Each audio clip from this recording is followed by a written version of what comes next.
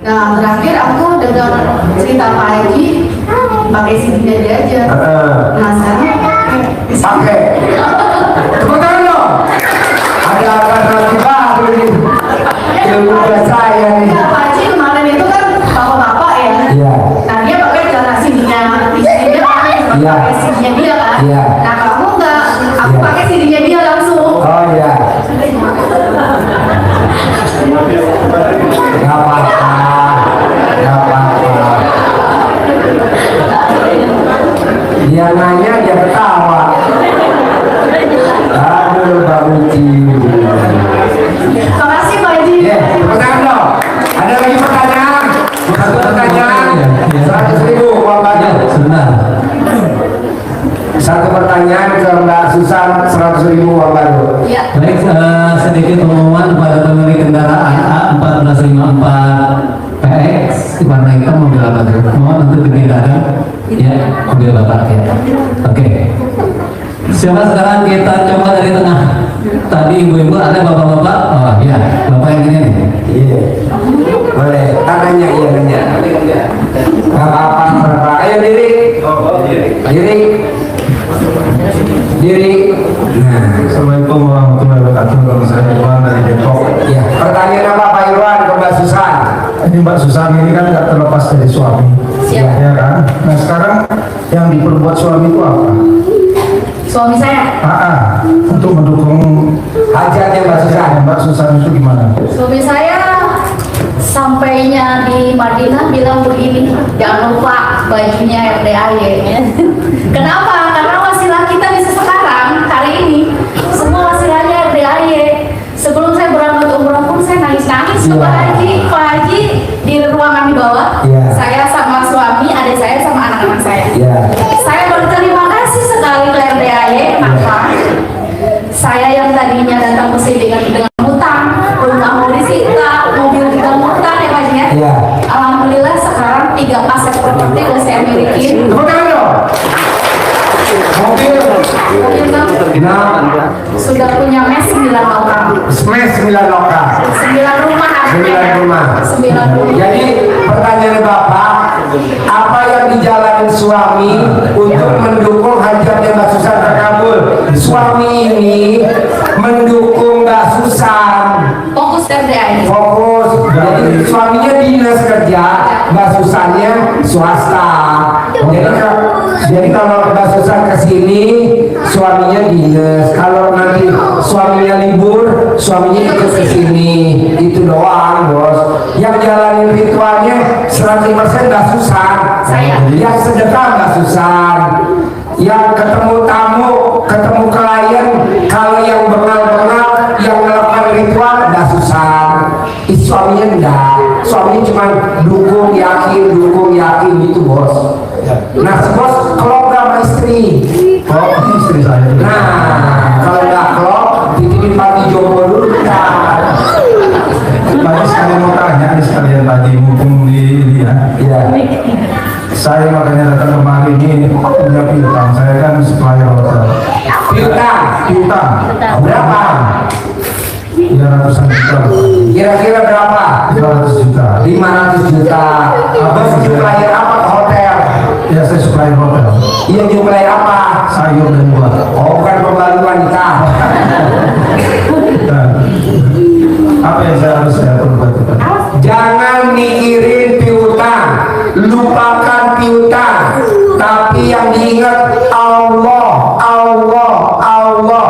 Nanti 500 juta itu kecil, nanti Allah ganti 50 miliar, bos. Kan Mbak Susan waktu kemarin juga kan rumahnya udah dikasih peringatan sama Mbak. Coba cerita awal-awal kesini gimana Mbak, sulitnya biar Bapak ini masuk UGD coba. Saya awalnya rumah saya udah ini Pak, udah dipanggil Bang Beri awalnya. Bahkan piutang saya juga ada 3,5 miliar Pak Haji. Ya. Tapi saya dilarang nagih utang sama Pak Haji. Dilarang nagih Dilarang. utang. Nggak boleh nagih utang. Pak Haji wanti-wanti nggak boleh. Kenapa? Karena pikiran kita itu harus, mindset kita harus jernih Pak. Harus selalu happy, harus selalu ingat bahwasanya tanpa bersikap kita harus benar. Saya kalau nggak ke RDAY sendiri itu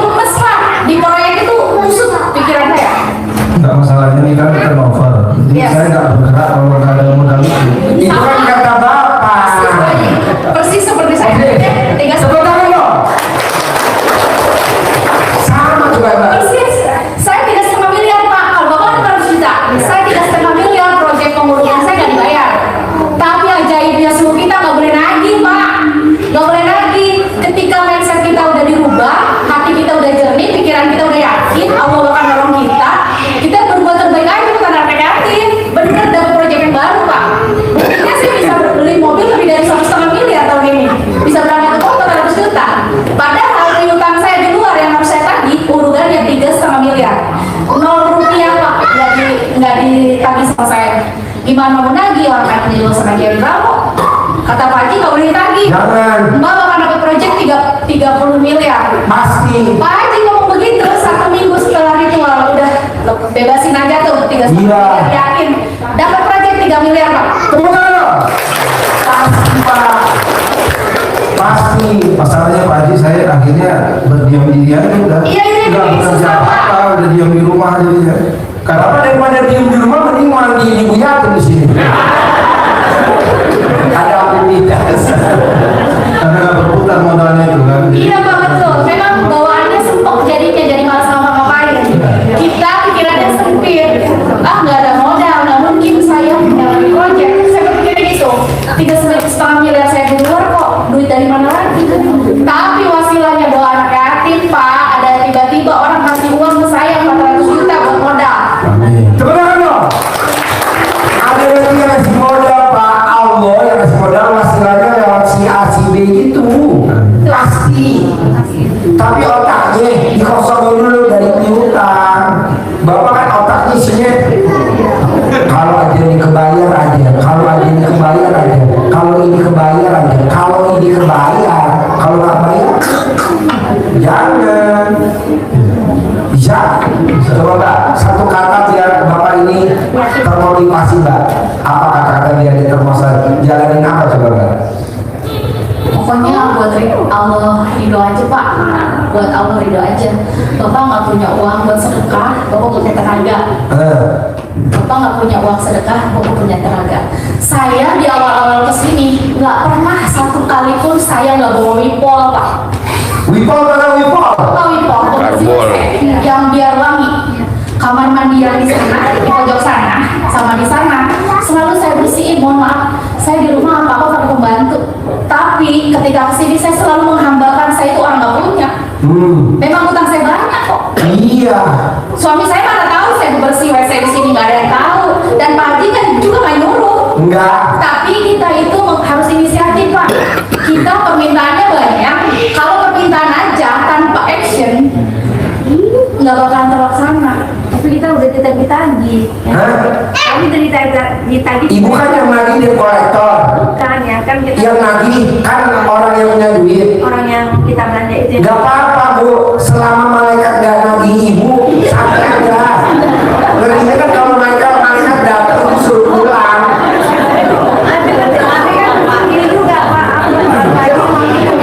Jangan udah biarin aja nih, dengerin Pak, dengerin ya. Nanti saya kirim di grup nih, didengerin. Kalau Bapak nggak bisa sedekah, Bapak lakukan seperti Mbak Susani seperti ini. Jika belum ada aktivitas produktif yang menghasilkan uang, setidaknya lakukan aktivitas positif yang menghasilkan kebaikan. Apapun itu, percayalah, kebaikan akan bekerja dengan caranya sendiri.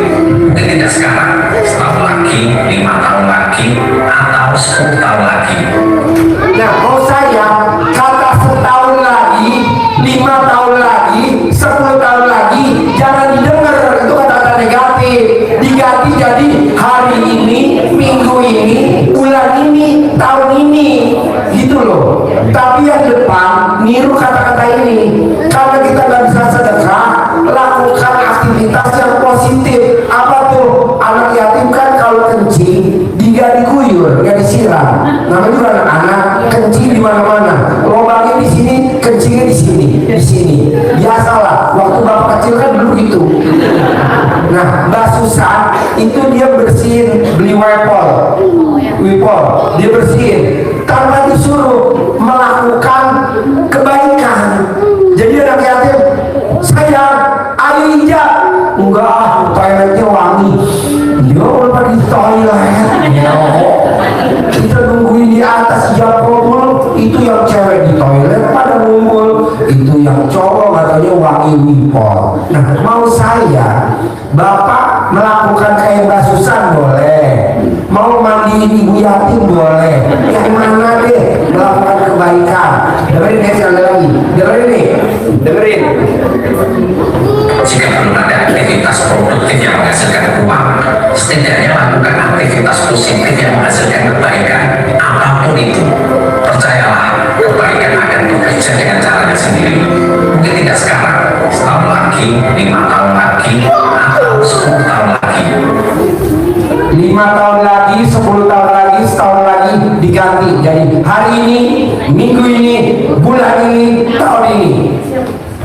Bapak nggak bisa melakukan kegiatan yang menghasilkan duit, nggak apa-apa, tapi melakukan yang kebaikan.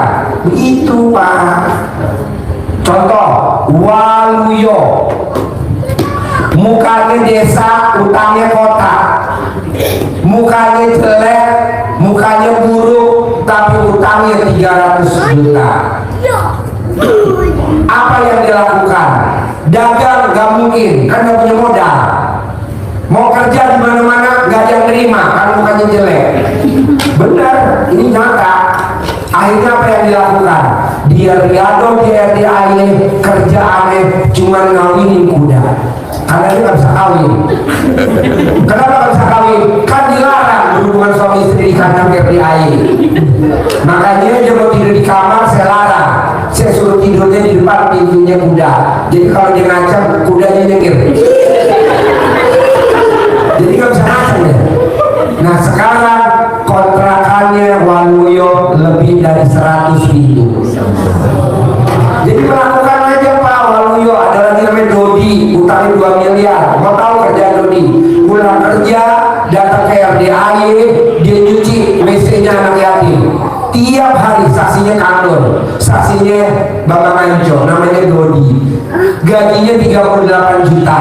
Entar kalau pagi dia berangkat lagi ke kantor di Gatot Subroto, nanti sore pulang lagi kemari karena dia udah gak boleh pulang ke rumahnya karena sama istrinya diusir. Jangan pulang deh, salam utara belum lunas 2 miliar. Nah di sini kerjaannya cuci piring, ngasih makan anak yatim yang anaknya ada anak yatim yang anaknya 4, ibu yatim anaknya 4. Dia gak deketin ibu yatimnya, takut ngajak. Dia deketin anak yatimnya, disuapin yang kecil-kecil. Nanti kalau gak habis dia makan. Dok, lo gak pesen makan di dalam? Enggak. Sisanya anak yatim gak bisa gue makan, sayangi. Tiap hari utangnya 2 miliar lunas. Mau tau yang lunasin? Mertuanya sendiri. Sekarang Dodi gaji gak 38 juta, gajinya 187 juta. Dodi pasien RDAY ada di grup. Nah kalau Dodi bisa, nggak susah bisa, Bapak harus bisa. Nah yang bikin Bapak nggak bisa kan karena istrinya terlalu pintar nih. Pak Haji, hampir banyak orang lagi, berarti itu terlalu pintar. Nah coba kepintarannya diturunin dulu, pasti nanti ada uangnya, pasti nanti kebayar, pasti begitu. Atau berdua minimal sefrekuensi deh suami istri, karena Mbak Susan dulu sama istri juga sama suami nggak sefrekuensi. Mbak Susan lebih galak daripada suaminya. Betul? Tepuk tangan dong. Nah ibu sama bapak siapa yang galak kalau saya boleh tahu? Bapak. Nah bisa kan titipin dulu lagi Joko bentar, seminggu aja. Bapak nggak boleh galak Pak, direndam dulu karena ini kan istri stok lama Pak di Indonesia, nggak keluar lagi 2023. Dulu Mbak Susan juga galak sama suaminya, banget Pak. Ini Karena stres utang kan ya Pak ya? karena stres utang. Nah bisa nggak Bapak coba hari ini sefrekuensi dulu sama istri? Kok mesti sefrekuensi sih? Kayak kita nge-break aja main HP. Halo, break. Bapak di frekuensi 80, saya di frekuensi 90. Kira-kira kita bisa nge-break gak? Enggak. Bapak mesti naik dulu di frekuensi kayak saya 90. Kita sama di frekuensi 90, kita bisa nge-break. Nah, Mbak Susan sama suami dulu juga gak sefrekuensi Mbak. Mbak Susan itu juara 1 kalau suruh cemburuan. Itu. Nah, Bapak bisa gak sama istri gak galak? Nanti bisa kalau Mbak Susan mobilnya 6, kalau saya mobilnya banyak, Bapak juga harus bisa. Saya punya Rubicon, Bapak harus punya Rubicon. Saya punya Toyota Alphard 2 hitam putih, ganjil genap. Bapak juga harus punya Toyota Alphard ganjil genap hitam putih. Saya punya Pajero Sport Dakar terbaru 2, 3 hitam. Bapak juga harus punya, gurunya punya, Bapak harus punya. Jangan saya punya mobil 3, Bapak istrinya 3, langsung saya istrinya tetap 1 aja Pak, selingkuhannya 6 boleh.